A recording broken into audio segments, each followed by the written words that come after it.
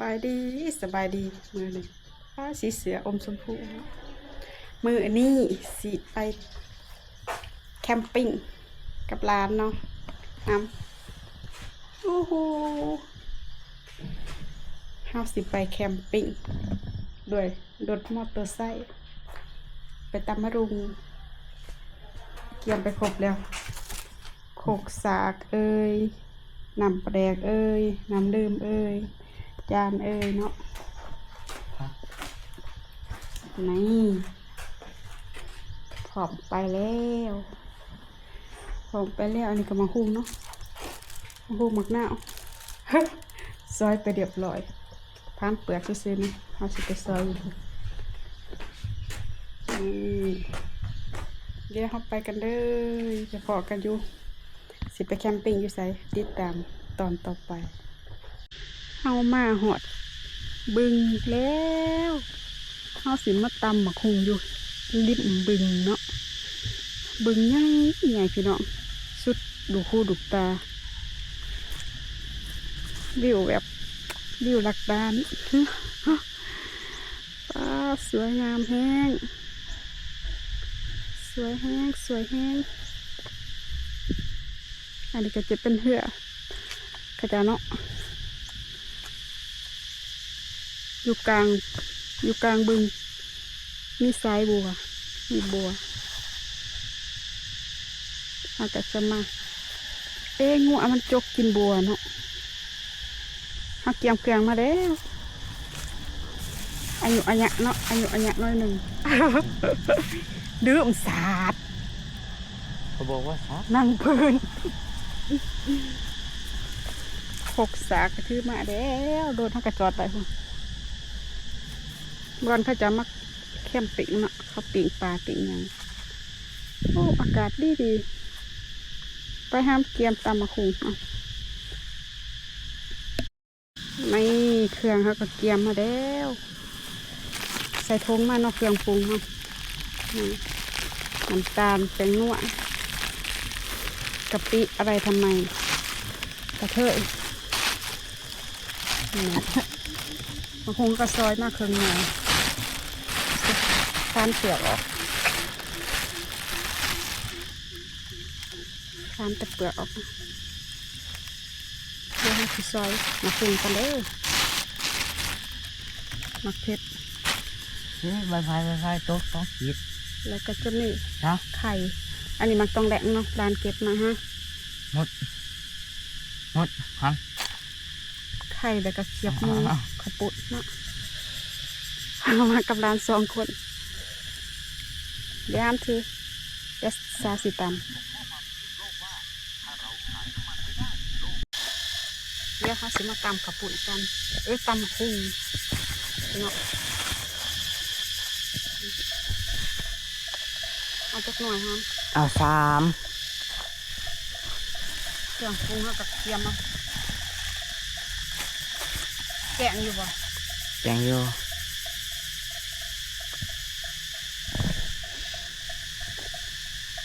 นวดลงไปไก่บ้านซอยใหญ่ด้วยบ่หรือไก่มีโดด7-8 นาทีก็หมดดื่มเอาบวงมากไอ้ยังน้ำตาลอุ้ยบ่แม่นเกลือเกือ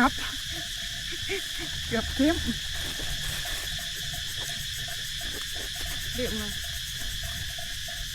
ให้เห็นคือเห็นหน้าจอของในร้านพริกของหายได้มือนี้ดีกูดีหมดกันลายติงเลยอยู่หมดเป็นน้ำหมดเลยจะตีเลยว่าใหญ่เลยสิวะเห็ดเนี่ยขวดตังกระปุกเนาะเจอตังกูตังกระปุกเลยซ้อมมันเลยซ้อมไปได้อันนี้ทางเข้ามา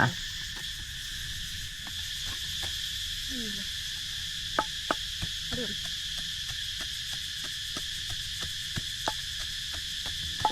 ชนสันนึ่งงอหนามนี่ดูมันหนาวเบิดแสบบ่ได้บาดดิเอา หมักอันนั้นไม่เห็นเนี่ยมืดเด้อ เนี่ย หมักอันน่ะ ที่ดีๆได้ก่อนเด้อ ติงเลย ซาอ้วนก็พอไอ้เหี้ยจะเสียงกระดงหัวกระดง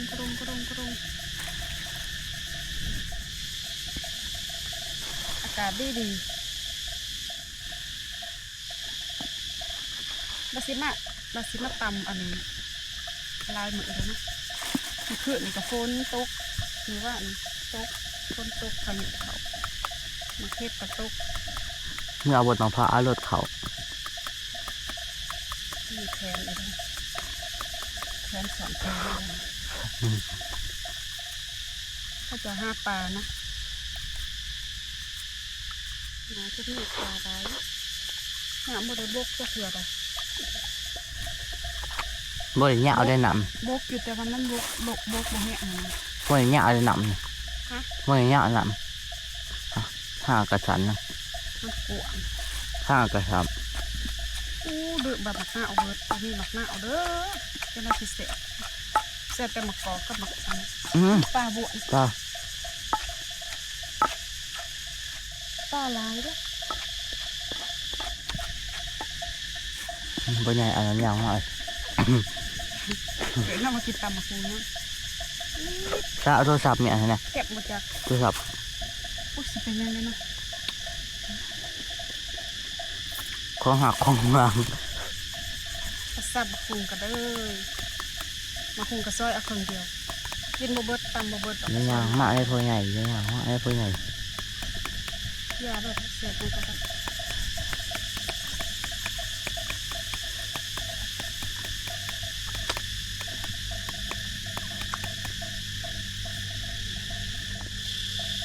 300ลักนี่หอดล้าน พยายามใส่ ล้านไงวะล้าน2 มิก จะบอกดังได้ไหมคะในกล่องเช้ามันตึงดำ น้องมาถ่ายหูบ่จัก นี่ ฮะ จะมากระดงง่วนกล้วยเนาะกล้วยหาหุบโตหุบเบื่อเนาะ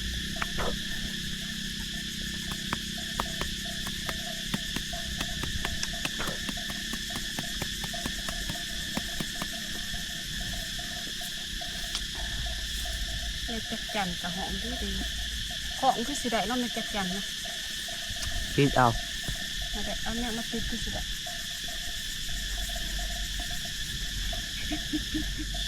เฮ็ดนะมาตำสิลื่นน้ำ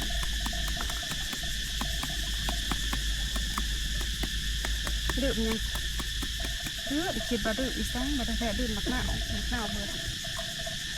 ไหนก็คูตรงนั้น ฮะนี่ไง ฮะ มาแล้วหมกตรงไหน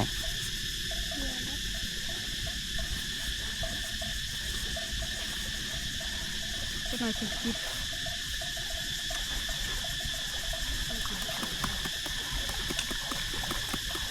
อุ้ยน่าเอียดุ้งไปละ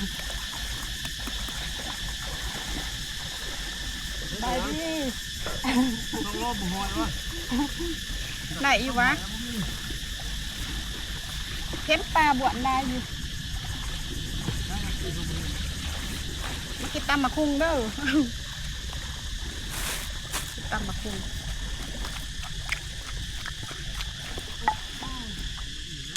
อู้หูหมดน่ะ กล้วยดอยหนัก อีกกล้วยเลยนำได้อันนี้รีบคอมันเลยชาว มันดำหนักยังไงสิว่าแต่อันนี้ แล้วมันรีบคอมันเลยนำอยู่ฮะ เคยเห็นบ่กล้วยดอยหนักกล้วยดำหนักเคยเห็นบ่กล้วยแบบมันเอาหัวดงดำอันหนักดำเอาทรายบัวอยู่หนักบรรยากาศละล่างกันไม่อีเนาะทางล่างกับกล้วยบรรยากาศคือดีเจ็ดสิบโฟกัสตอนพุงด้วยมันใหญ่ แต่มาหุ่งเชียงควง ลงกระบาง ตอนหาฟ้ามือ เอาเขาสั่งเห็ดเนี่ยนั่นเนาะ มันจีแสบจังไงเว้ย น้ำสูงเข้ามาเบิ้งหน้าตาก็จะประมาณนี้ นี่ตอนใหญ่กะยาลงไปยังแป๊บตั้งโปะความเข้มสิได้มาวิ่งหมักหน้าสิได้เด็กยังไงดีแบ่อยู่ได้แบ่สื่อกระปุกอยู่เมื่อกี้แบ่สื่อกระปุกอยู่แต่ว่าคือเปาะว่าดื้อหมักหน้าอยู่อันเบิร์ตคิดว่าสิมาซื้อจับอันนั้นไรผักห้ามอะไรบ่จืดสาว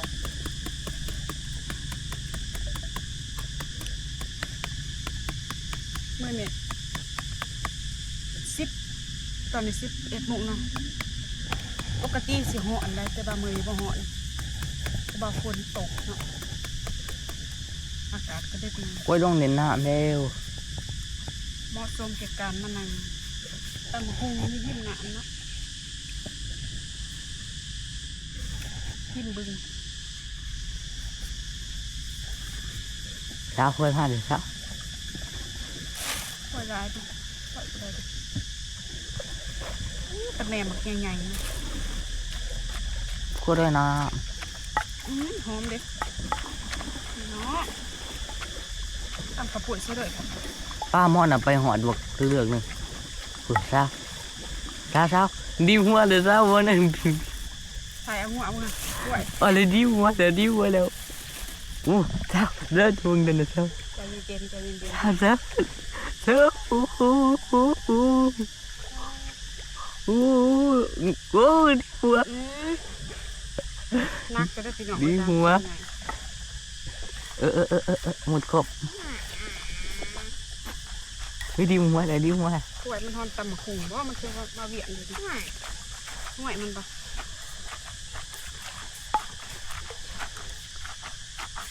อย่างหอมเนี่ยเราไปหาพูด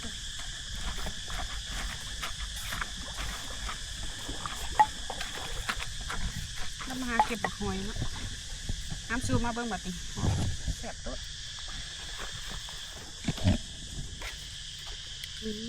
สีสันเนาะชิมเมื่อกี้มันอยากเก็บเนาะ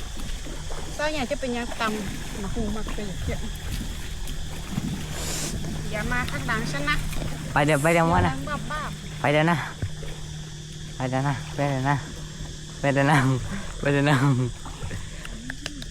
ต้องเลือกเกือบซ้ำเหือผมมันโด่งผม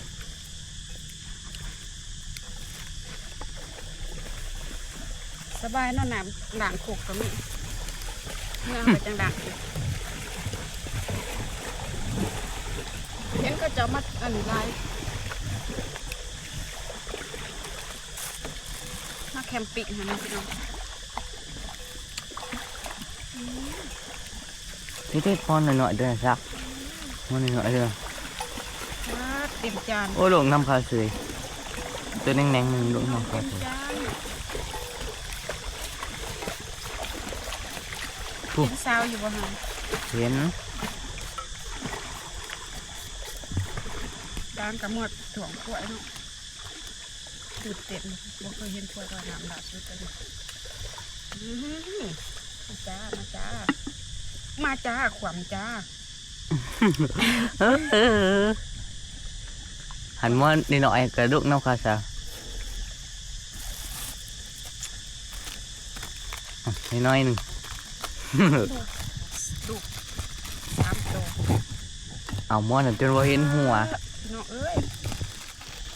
มาเด้อมากินตามสมใจใหญ่เด้อ ไปเถอะเจ้าไปพูด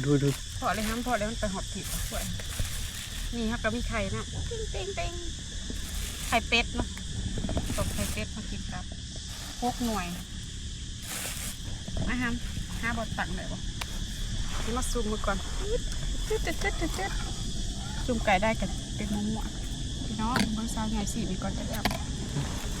มันได้แตกอีกแล้วตอนมาคุง ป้าขึ้นมาไปเยอะแผลวะ กระล พยายาม ำเช้าใหญ่ดังมาเตือนเลย มันถึงไปเอาบัวอยู่ผู้สาวผู้ชายหนึ่งบัว คลิปนี้ได้ยินแต่เสียงดังเนาะเป็นจังได๋เด้อ ให้เห็นแล้ว ตื่นเต้นแต่กับกล้วยจะได้สิให้ไปดอยน้ำให้เบิ่ง มด เบิ่งซาซิมก่อนคั่นนี้จะเบาไล่ติดสวยเนี่ยเสียงสาวกันสาวก็เบาคอยเนาะด้านก็เบาไก่กล่องไม่ด่าสุดก็จะกับเกียบหมูจะครับเป็นไงอะไรเนาะแบบนี้เนาะอ๋อ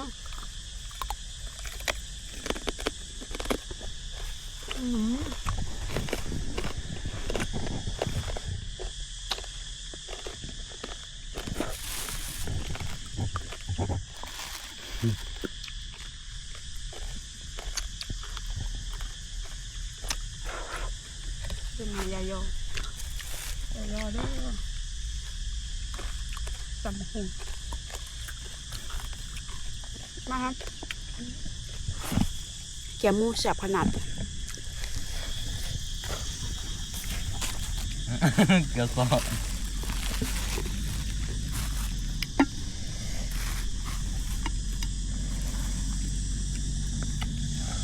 ป้าพี่น้อง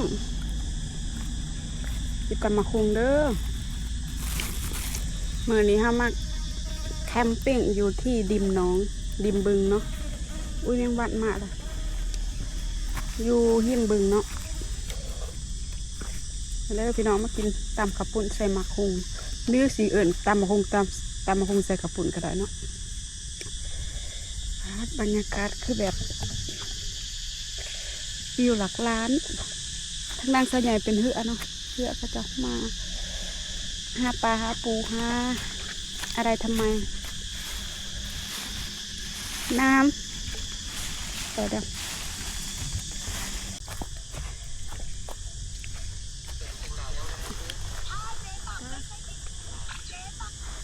เลือกพี่น้องเด้อครับคำใหญ่ๆโตๆเด้อมาเด้อจ้าตาเสียนกระปุ่นอย่าโฟกัสหนาท้องซ่าใหญ่เด้อ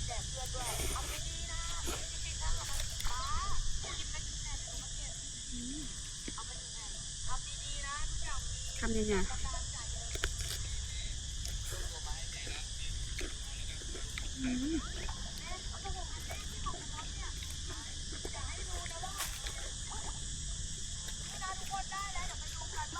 ครับคุย12 หมู่งานเด็ด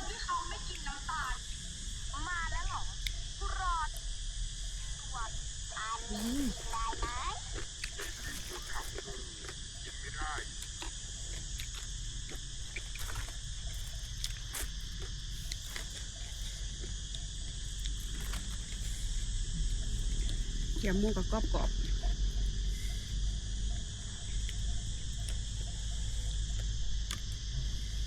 เมื่อคืนนี้มีว่านไหมเนาะมีหมักตกป้าทำโตๆพี่น้อง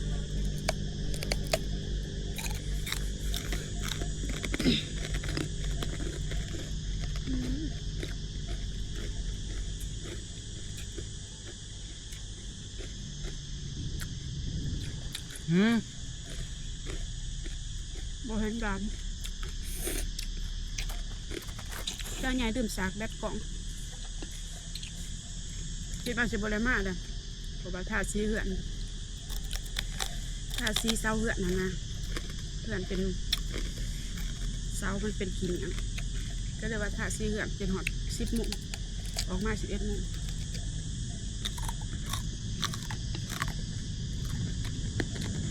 กับนับกับมูแล้วเนาะ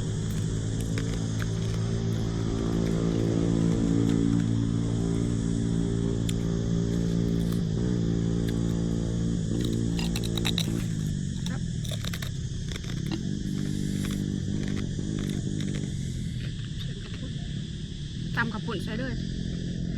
บุเพ็ด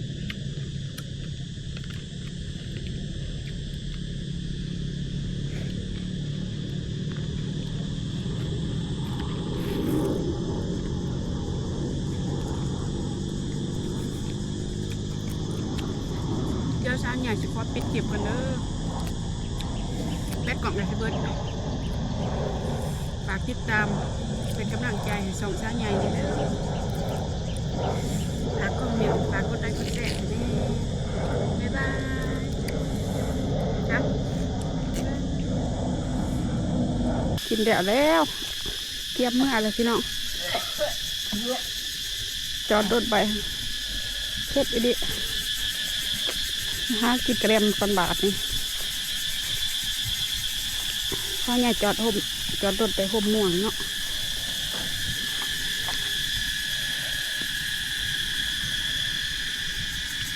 ดิวบึงสาวใหญ่ไปนั่งอยู่หันนั่งอยู่ห่มใหม่ตัวนี้นั่งห่มใหม่ตัวนี้กว้างอีเลยพี่น้องหอดพุ่นเบื้องนั้นจะเป็นทางเนาะทางรถเบื้องใกล้ๆฉันคือไง